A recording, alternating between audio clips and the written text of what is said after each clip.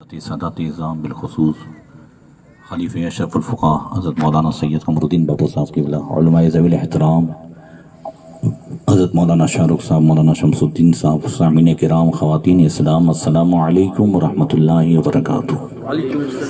الحمدللہ وکفا والصلاة والسلام علی محمد المصطفى وعلى آلہ واصحابہ الذین سعیدوا فی معارج الحق والہدی وخلفائے ساداتنا ابی بکر صدیق الاکبر وعمر الفاروق الاعظم وعثمان ذی النورین واسد اللہ الغالب علی المرتضی وابنہ الامام حسن المجتبی وصبتہ الامام حسین الشہید دافع الکرب والبلاء وامہما سیدۃ النساء فاطمۃ الزہراء وابنہ عبد القادر سیدنا غوث الورى وسراج امت ابی حنیفۃ امام ائمۃ الہدی وامام اہل سنتہ مجدد اعظم لدینہ وشریعتہ سیدنا احمد رضا وابن الشیخ المفتی الاعظم مصطفی رضا وابنہ سیدی وسندی وذخری الشیخ المفتی اختر رضا وجميع اہل سنت وجماعت دائما ابدا ابدا، اما بعد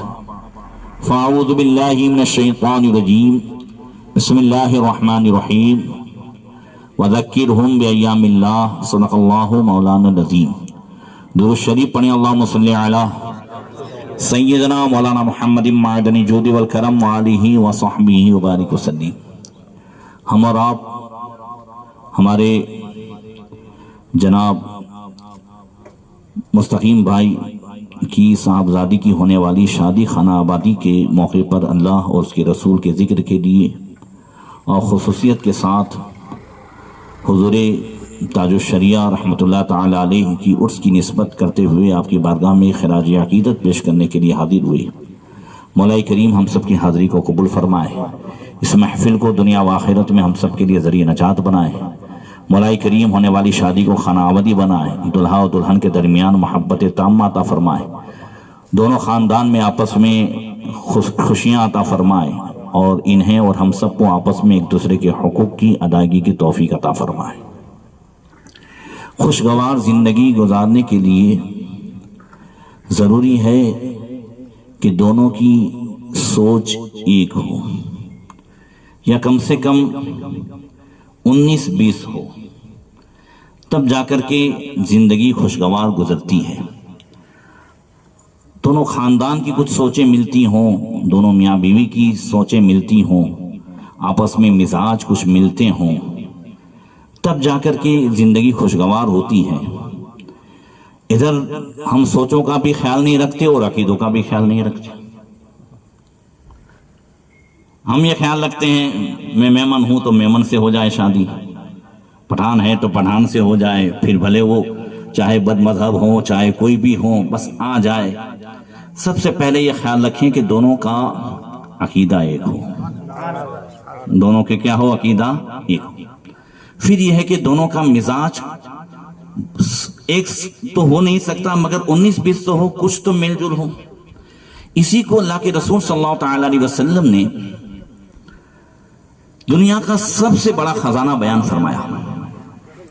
فرمایا یا معاذ قلبا شاکرا ولسانا ذاکرا وزوجتا صالحا تعینک علی امر دنیاک ودینک خیر مکتسبہ الناس۔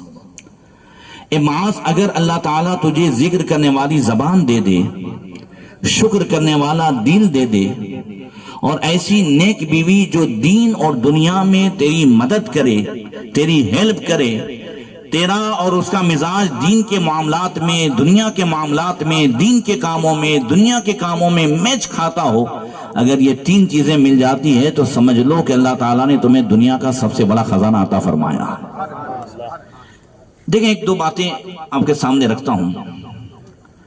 حضرت امام حسین رضی اللہ تعالیٰ عنہ کی شہادت کے بعد خلافت کے معاملے اور حکومت کے معاملے بہت ادھر ادھر ہوئے، مگر سن ہجری 75 میں جو ہے مروان نے حکومت لی، اور پھر اس کے بعد دوسرے آئے، اور پھر امیہ خاندان ہی میں حضرت عمر بن عبدالعزیز رضی اللہ تعالیٰ عنہ، جو عبد الملک بن مروان جو خلیفہ تھا اس کے وہ داماد بھی تھے، سلیمان بن عبد الملک کے بہنوی بھی تھے، وہ خلیفہ بنے۔ اس سے پہلے جتنے بھی خلیفہ تھے سب نے خزانے بھر لیے تھے، سب نے تجوریاں بھر لی تھی، مگر حضرت عمر بن عبدالعزیز رضی اللہ تعالیٰ عنہ جب آئے اور خلیفہ بنے تو انہوں نے کہا جتنی بھی جو ہے بیت المال کی پراپرٹی ہے وہ سب جمع کر دی جائے، وہ سب سے پہلے میں جمع کرتا ہوں۔ اور ان کے پاس جو انہوں نے جمع کیا اور ذاتی جو ان کی اس میں تھے وہ 600 گھوڑے تھے، دوسری ساری چیزیں سب کچھ جمع کرا دیا۔ اب باری آئی بیوی کی سونے کی انگوٹھی کی، جس کا ہیرا اتنا قیمتی تھا اور بہت زیادہ قیمتی وہ انگوٹھی تھی۔ بیوی بھی کون تھی؟ عبد الملک بن مروان کی بیٹی تھی۔ میاں بیوی کی سوچ ایک ہو، مزاج ایک ہو، تب جا کر کے معاملات بنتے ہیں۔ عمر بن عبدالعزیز نے کہا کہ یہ جو انگوٹھی ہے وہ تیرے باپ کی خود کی کمائی نہیں ہے، وہ ہے بیت المال کی، تجھے اندر جمع کرانی پڑے گی۔ کہ یہ میرا باپ نے مجھے جہیز میں دی ہے۔ کہا تیرے باپ کی کوئی اور کمائی نہیں ہے، بس تجھے جو ہے وہ دینا پڑے گا۔ وہ انگوٹھی جمع کرا دی۔ بادشاہ کی بیٹی تھی، عمر بن عبدالعزیز خود بادشاہ بن چکے تھے، مگر اس کے باوجود وہ اپنے شوہر کی رضا میں راضی رہی، اس لیے کہ شوہر کی رضا میں رب کی رضا ہے۔ یہ جو مزاج ایک ہو آپس میں دین اور دنیا کے تعلق سے، تب جا کر کے سمجھیے کہ وہ گاڑی جو ہے وہ اسپیڈ سے چل سکتی ہے، ورنہ ایک پہیا اگر جو ہے مرسیڈیز کا ہو اور ایک ٹریکٹر کا ہو تو وہ گاڑی چل سکتی نہیں۔ کم سے کم یہ ہو کہ مرسیڈیز کا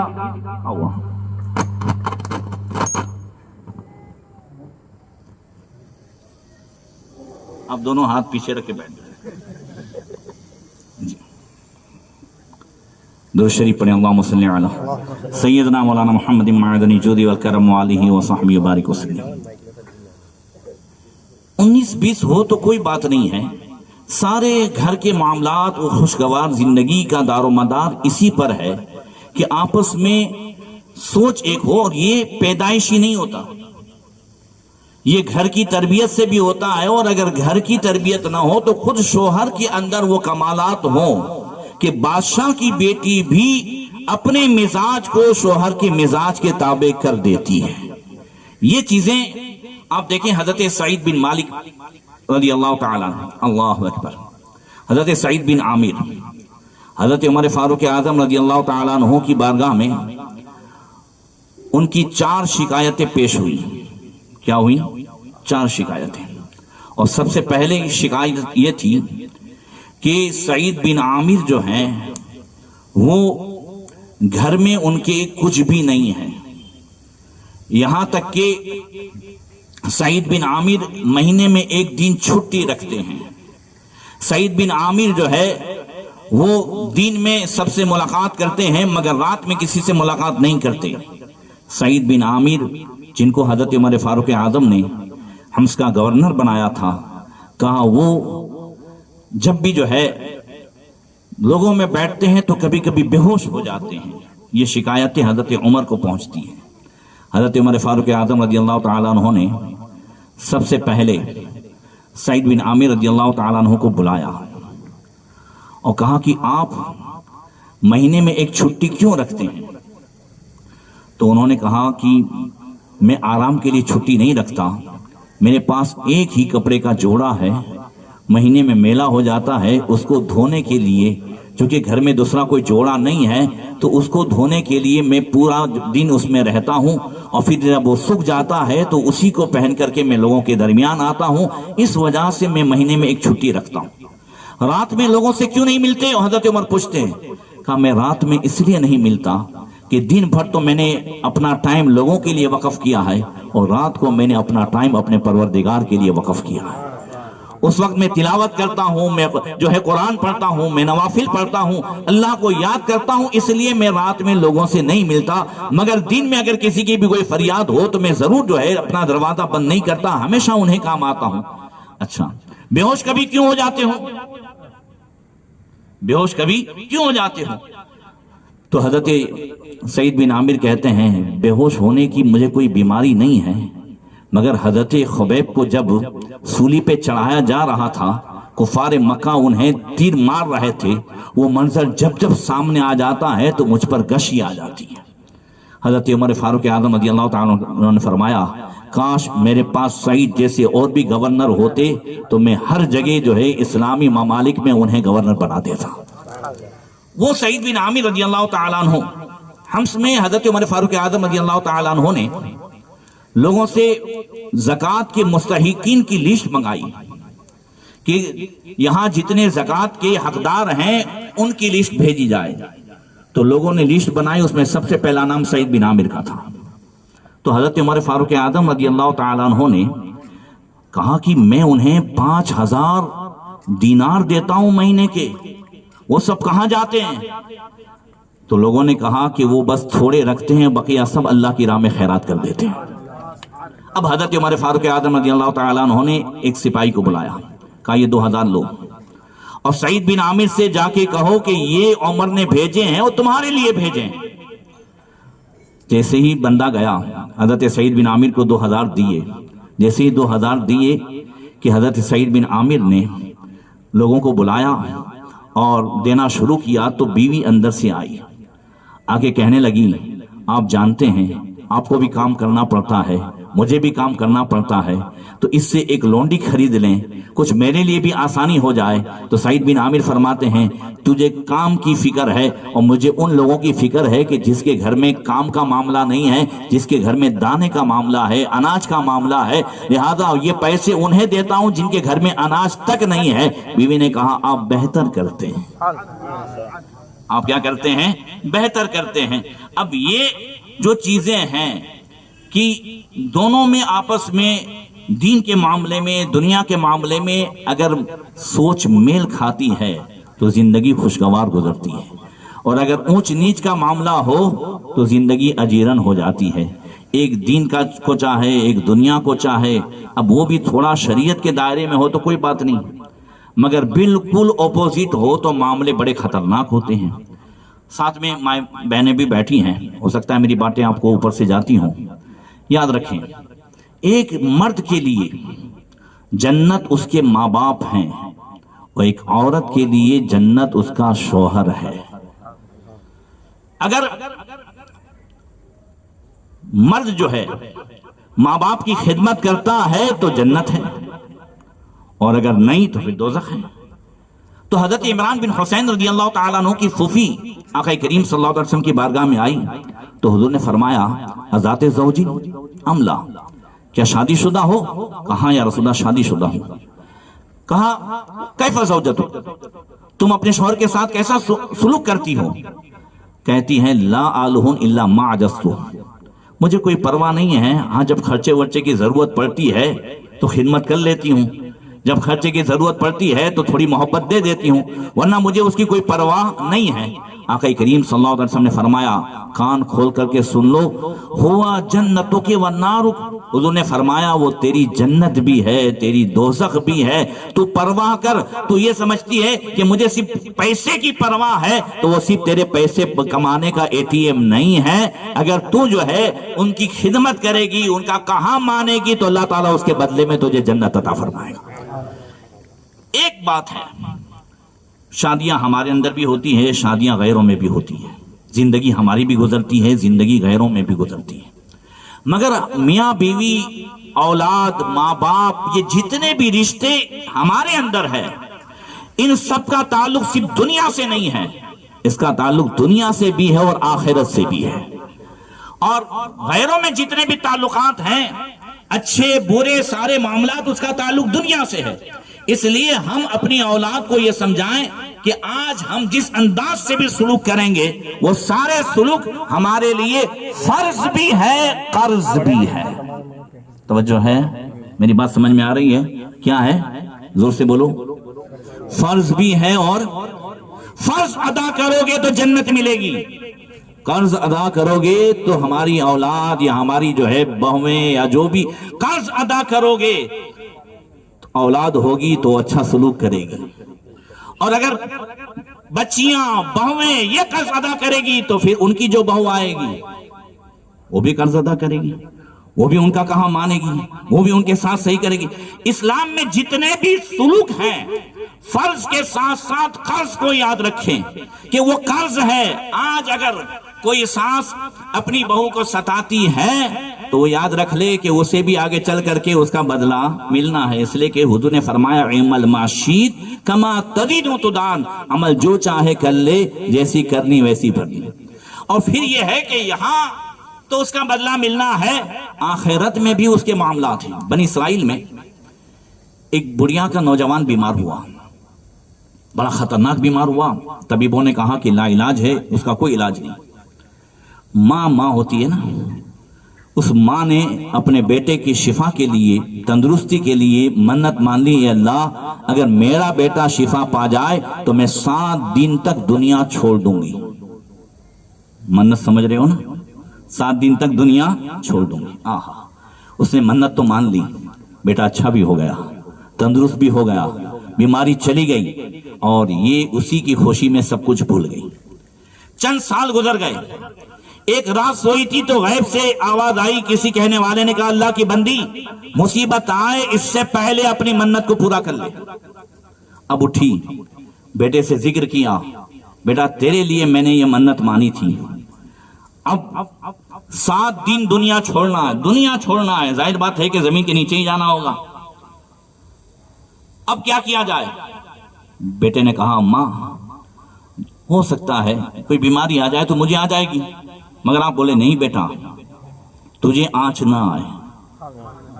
زور سے کہہ دو یار، ماں ہے، بیٹا تجھے آنچ نہ آئے، مجھے تو چھوڑ دے، میرے لیے قبر کھود، میں 7 دن اندر جاؤں گا۔ ماں 7 دن بغیر پانی کے، بغیر دانے کے اندر رہو گی تو پھر جو ہے زندہ واپس آؤ گی، کہاں کچھ بھی ہو جائے، مگر تجھے آنچ نہ آئے۔ اب اگر میں نے منت پوری نہیں کی ہے تو مصیبت تیرے اوپر آئے گی۔ اللہ اکبر۔ اس لیے اس نے جو ہے قبر کھودی، عورت کو وہاں کھڑا کیا۔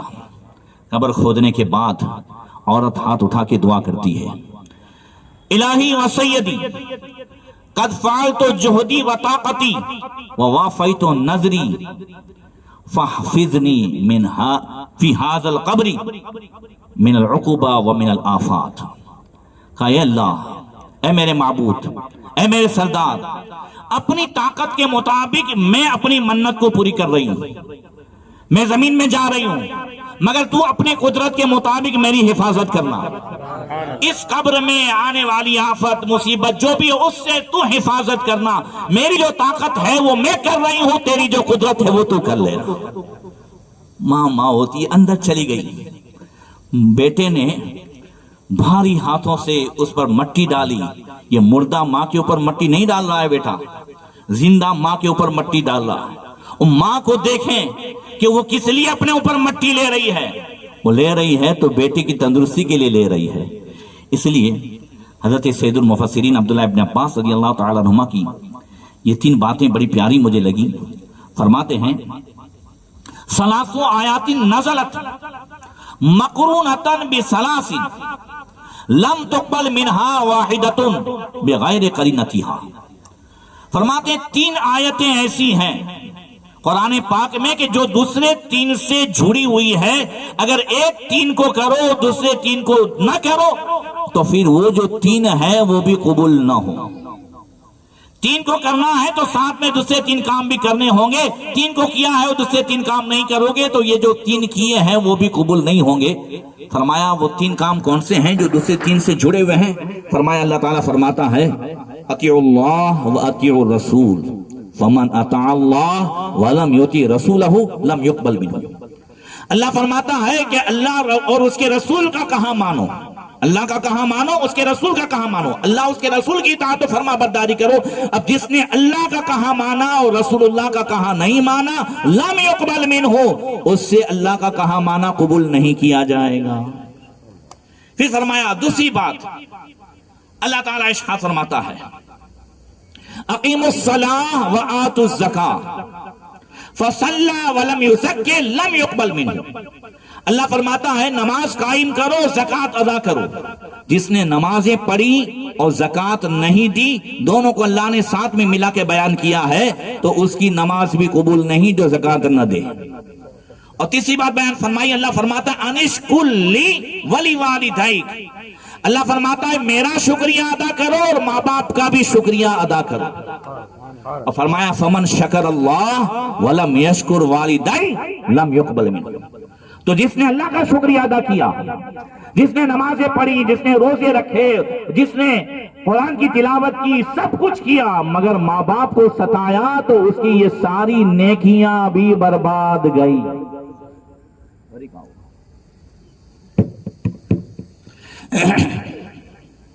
بھئی کچھ آپ لوگ بول دیں سبحان اللہ. شاید آپ کی برکت سے، میری برکت سے نہیں ہو رہا ہے، تو آپ کی برکت سے آواز آ جائے اور زور سے کہہ دیں. ٹھیک ہے، میں بھی ہاتھ ایسے ہی کیے ہوئے ہوں، ہو کیا رہا ہے کچھ سمجھ میں نہیں آتا. ایک تو تھکن بہت ہے. ہاں عرض یہ کر رہا تھا کہ ماں باپ کا جس نے شکریہ ادا نہیں کیا، ماں باپ کا احسان نہ مانا. شکر کا معنی کیا ہے؟ شکر کا ایک معنی تو یہ ہے کہ ہم الحمدللہ کا ہے. شکر کا ایک معنی تو یہ ہے کہ ہم ماں باپ کا جو ہے احسان مانے اور زبانی اعتبار سے کہیں کہ آپ نے مجھے پالا. اور شکر کا ایک معنی یہ بھی ہے کہ پوری زندگی کبھی ماں باپ کو نہ ستائیں. اگر آپ نے کچھ نہیں دیا ہے، اگر آپ کچھ نہیں دے سکتے، تو کم سے کم اتنا کر لیں کہ ماں باپ کو نہ ستائیں، ان کا نہ دل دکھائیں. تو کچھ بھی نہیں دیا ہے پھر بھی وہ شکر ادا کرنے کے برابر ہے کہ آپ نے کبھی ماں باپ کا دل نہیں دکھایا. کیسے کیسے لوگ تھے. حضرت عبداللہ ابن عمر رضی اللہ تعالیٰ عنہ کعبہ شریف کا طواف کر رہے تھے، تو کیا دیکھا حدیث میں قد رأى ابن عمر رجلا يطوف بالكعبة حاملا امه على رقبته. حضرت عبداللہ ابن عمر دیکھتے ہیں کہ ایک آدمی کعبے کا طواف کر رہا ہے اور اپنے کندھے پر ماں کو اٹھائے ہوئے طواف کر رہا ہے. اس نے دیکھا، عبداللہ ابن عمر دیکھ رہے ہیں، اس کی بھی نظر پڑی، عبداللہ ابن عمر کی بھی نظر پڑی. دونوں کی نظر آمنے سامنے ہوئی تو حضرت عبداللہ ابن عمر کو دیکھ کر کے کہتا ہے اللہ ترى یا ابن عمر انی قد جزیتها. اے عبداللہ ابن عمر، کیا خیال ہے؟ اپنی ماں کو کندھے پر اٹھا کر کے میں طواف کرا رہا ہوں، تو کیا میں نے بیٹے ہونے کا حق ادا کر دیا؟ یہ ماں ہونے کا حق ادا ہو گیا؟ میں نے حق اس کا ادا کر دیا؟ فرمایا لا ولا بطلقۃ واحدۃ. فرمایا ہرگز نہیں. ماں نے تیرے پیدائش کے وقت ایک جھٹکا جو کھایا تھا نا، اس کے بدلے بھی یہ حق ادا نہیں ہوا ہے. ایک جھٹکے کے برابر بھی حق ادا نہیں ہوا. ولکنک احسنت واللہ یصیبک علی القلیل کثیرا. ہاں تو نے اچھا کام کیا ہے، تو نے اچھا کام کیا ہے، اور اسی وجہ سے اللہ تعالیٰ تیرے اس تھوڑے کام پر زیادہ ثواب عطا فرمائے گا. ذرا ایک بات توجہ دی آپ نے، کام کتنا بڑا ہے. ماں کو اٹھایا ہے. عبداللہ ابن عمر کیا فرماتے ہیں؟ تیرے تھوڑے کام پر. کیا فرمایا؟ تیرے تھوڑے کام پر اللہ تجھے زیادہ ثواب عطا فرمائے گا. یہ ماں باپ کا حق ہے. اس لیے میں نے بھی کہا کہ ماں باپ کا ادب ہو، ماں باپ کی خدمت ہو، فرض بھی ہے اور قرض بھی ہے.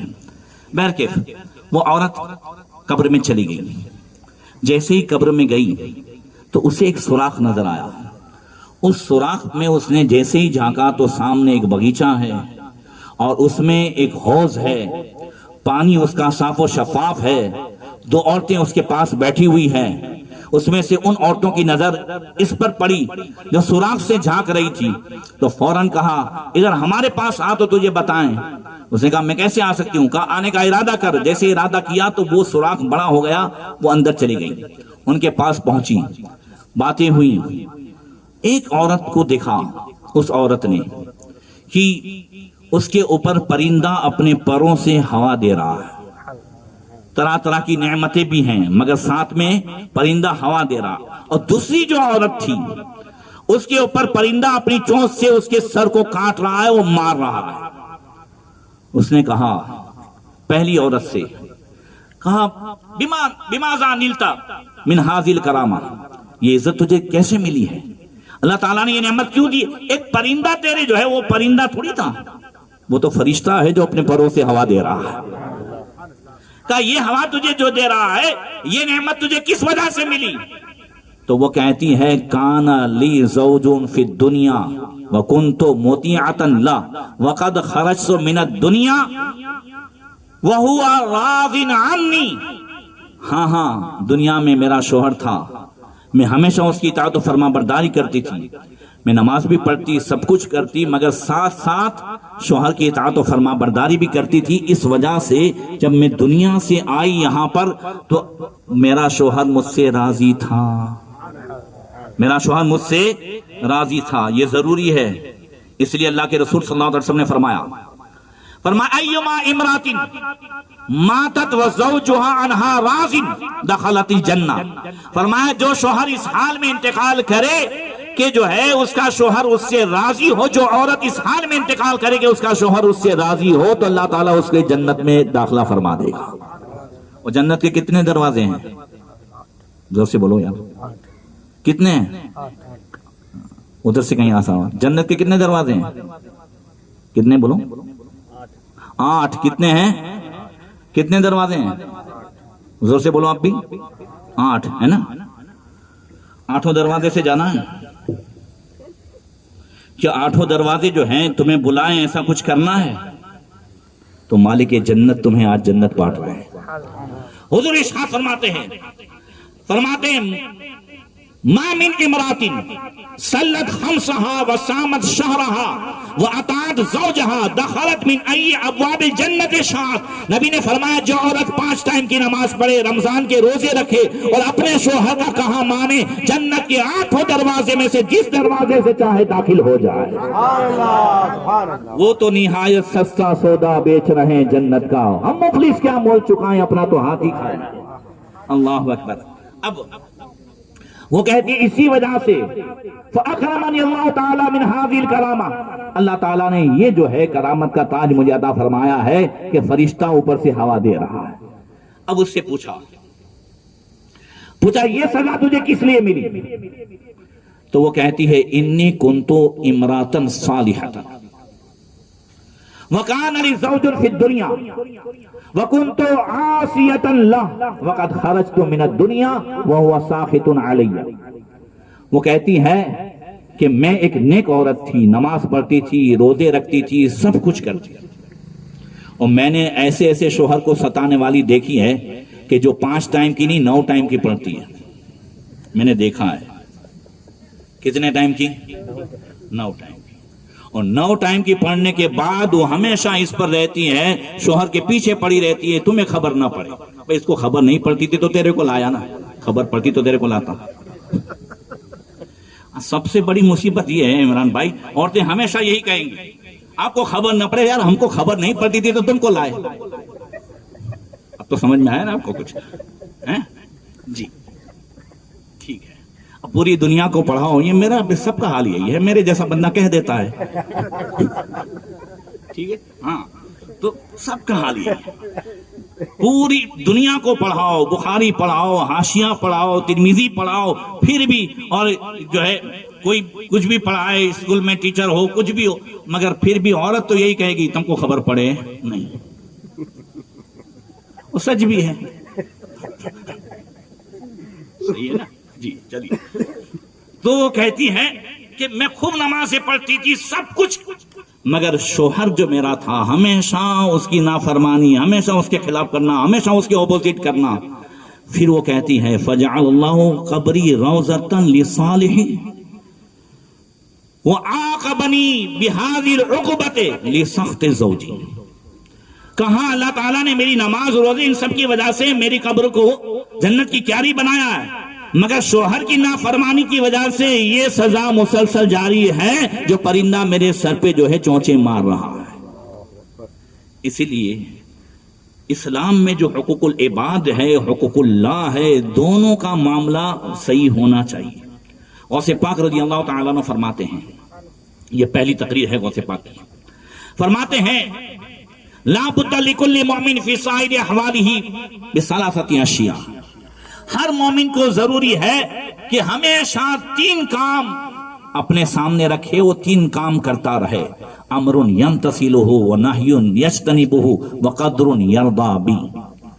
ایک تو اللہ رسول نے جو حکم دیا ہے اس پر عمل کرے، جن باتوں سے روکا ہے اللہ رسول نے منع فرمایا ہے اس سے رک جائے، وَقَدْرٌ يَرْضَى بِي، اور اللہ رسول نے اللہ تعالیٰ نے جو قسمت میں رکھا ہے اس پر راضی رہے۔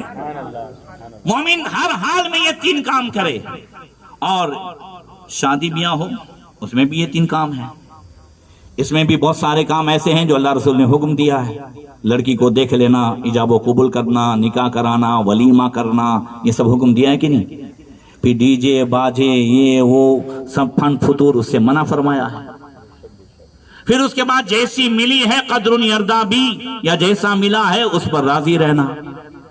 تو تینوں کام آ گئے کہ نہیں آ گئے؟ اب یہ تینوں کام ایسے ہیں کہ بندہ اگر ہمیشہ اس پر عمل کرتا ہے تو قسم خدا کی اس کی زندگی بھی خوشبودار ہو جاتی ہے، اور مرنے کے بعد اس کی قبر بھی خوشبودار ہو جاتی ہے۔ یہ جو بزرگوں کی خوشبوئیں پوری دنیا سنیت میں آج اس کی مہک جو محسوس کی جا رہی ہے، حضور صدر الشریعہ ہوں، حضور تاج الشریعہ ہوں، یہ سب وہ ہیں جنہوں نے پوری زندگی یہ تین کام کیے ہیں، اللہ رسول نے حکم دیا ہے اس پر عمل کر کے زندگی گزاری ہے۔ جن باتوں سے روکا ہے، حضور صدر الشریعہ مصنف بحر شریعت، حضور محدث کبیر کے والد ماجد، قسم خدا کی پورے ہندوستان اور پاکستان میں کوئی عالم ایسا نہیں ہے جن پر حضرت صدر الشریعہ کا احسان نہ ہو۔ صرف بحر شریعت لکھ کر کے نہیں، بحر شریعت لکھ کر کے تو پوری دنیا سنیت پر احسان فرمایا، مگر حضور حافظ ملت، مجاہد ملت، ایسے شاگردوں کو پڑھا کر کے پوری دنیا کے نہیں بلکہ خاص کر کے ہندوستان پاکستان کے سارے علماء پر احسان فرمایا کہ آج جتنے بھی علماء ہیں، چاہے ہم ہو یا دنیا میں آپ کہیں بھی چلے جائیں، جتنے ہندوستان پاکستان کے علماء ہیں ان سب کے دادا پردادا استاذ کا نام حضرت صدر الشریعہ ہے۔ ان کے انتقال کے بعد یہ ہوا کہ بارش بہت ہوئی، قبر ان کی بیٹھ گئی، تو وہاں پہ چٹائیاں جو ہے بچھا دی گئی۔ اب وہ کھجوری نہیں آتی چٹائیاں، وہ بچھا دی گئی۔ چند دنوں کے بعد جب وہ اٹھائی گئی تو پورا محلہ خوشبو سے معطر ہو گیا۔ ایسی خوشبو جو دنیا میں نہیں سونگی گئی تھی۔ وہاں کے بد مذہب جو وہاں بھی تھے وہ بھی کہتے تھے کہ مولانا امجد علی دنیا میں تھے تو بھی کرامت دکھاتے تھے، قبر میں ہے تو بھی کرامت دکھا رہا ہے۔ اللہ اکبر۔ اور گھوسی کے مولانا فخر الدین کے والد مولانا نظام الدین کو پتھری ہوئی تھی، بہت کچھ کڈنی میں پتھری، بہت دوائیاں کرائی مگر اچھا نہیں ہوا۔ اور پتھری والا مٹی کھائے تو کبھی اچھا ہوگا؟ مگر دنیا کے ڈاکٹروں کی جہاں انتہا ہوتی ہے، اللہ والوں کی وہاں سے ابتدا ہوتی ہے۔ حضور صدر الشریعہ کے قبر کی مٹی انہوں نے بھگا بھگا کے پینا شروع کی تو اسی سے وہ پتھری نکل گئی۔ حضور تاج الشریعہ کو دیکھیں، کہہ دے سبحان اللہ۔ یہ سب اللہ والے وہ ہیں کہ جو پوری زندگی ان تین چیزوں پر عمل کرتے ہیں تو قسم خدا کی جو کہتے ہیں وہ ہو جاتا ہے، دشمن بھی دوست ہو جاتا ہے۔ میسور میں حضور تاج الشریعہ کا ایک مرید، اس کی ایک دکان تھی، اور اس کی دکان کے بغل میں ایک مارواڑی کی دکان تھی۔ مارواڑی یہ چاہتا تھا کہ مسلمان کسی بھی صورت میں اس کو دکان بیچ دے، اس کے لیے اس نے ساری اخلاقیات کو طاق پر رکھ دیا تھا، ہمیشہ ستاتا تھا، ہمیشہ پریشان کرتا تھا، ایک سے ایک حرکتیں کرتا تھا۔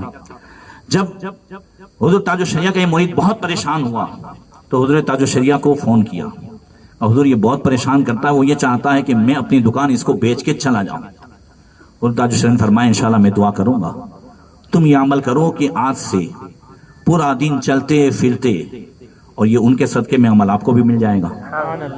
بولے تم پورا دن چلتے پھرتے یا قادرو پڑھا کرو، ہر نماز کے بعد بھی اٹھتے بیٹھتے یا قادرو پڑھا کرو، بس میں بھی یہاں دعا کرتا ہوں، تم یہ عمل کرو۔